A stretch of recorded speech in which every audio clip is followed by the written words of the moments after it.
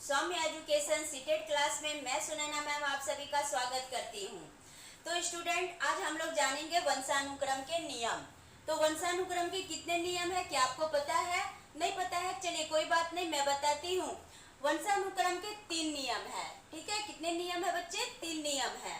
पहला है समानता का नियम। पहला है समानता का नियम,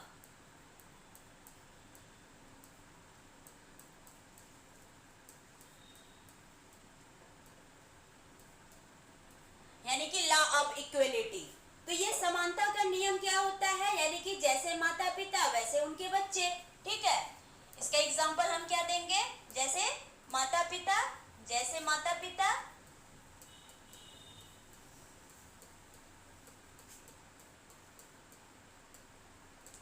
वैसे वैसे उनके बच्चे।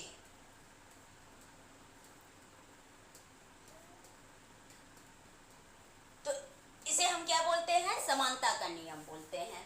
ठीक है, दूसरा है भिन्नता का नियम। दूसरा हम क्या बोलेंगे? दूसरा भिन्नता का नियम,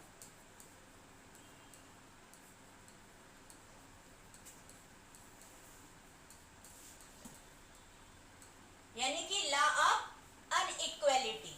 ठीक है, तो लॉ ऑफ अनइक्वलिटी में हम क्या देंगे? यानी कि माता पिता उनके भिन्न बच्चे, यानी कि जैसे माता पिता और इनके कुछ भिन्न संतान, जैसे कि 2 बच्चे हैं, एक बच्चे और दूसरे बच्चे में भिन्नता है। ठीक है, तो यहाँ एग्जाम्पल क्या देंगे? जैसे में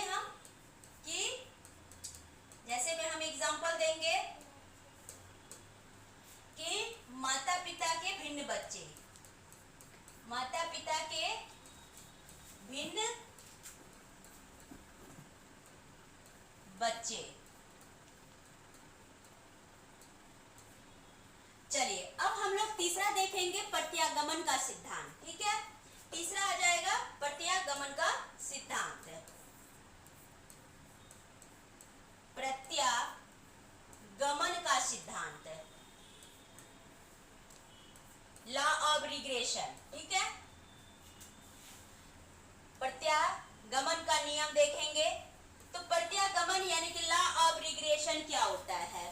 तो लॉ ऑफ रिग्रेशन में हम क्या देखेंगे कि इसमें माता पिता जो होते हैं उनके बच्चे क्या होते हैं? ठीक माता पिता के विपरीत होते हैं। ठीक है, तो प्रत्यागमन का सिद्धांत जो होते हैं, जैसे कि माता पिता अगर बुद्धिमान है तो उनके बच्चे जस्ट उनके विपरीत होते हैं, यानी मंद बुद्धि वाले होते हैं। या माता पिता अगर मंद बुद्धि हैं तो उनके बच्चे क्या होते हैं? कुशाग्र बुद्धि वाले होते हैं। ठीक है, तो इसमें बुद्धिमान माता पिता के मूर्ख संतान जो है अगर होते हैं तो ये आपका प्रत्यागमन के नियम के अकॉर्डिंग माना जाता है। ठीक है, तो माता पिता के ठीक विपरीत बच्चे।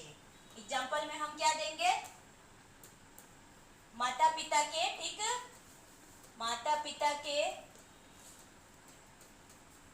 ठीक विपरीत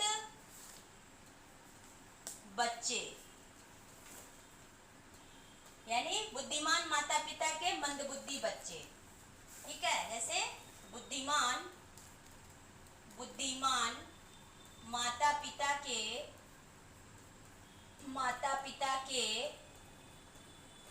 मंदबुद्धि बच्चे। ठीक है, तो ये था आपका वंशानुक्रम के नियम, यानी समानता का नियम, भिन्नता का नियम और प्रत्यागमन का नियम। तो उम्मीद है बच्चे कि आप वंशानुक्रम के नियम को समझ गए होंगे। अगर आप समझ गए हैं तो कमेंट बॉक्स में कमेंट जरूर कीजिए। आपके कमेंट का हमें इंतजार रहेगा। फिर हम लोग मिलते हैं अगले वीडियो के साथ। तब तक के लिए बाय बाय।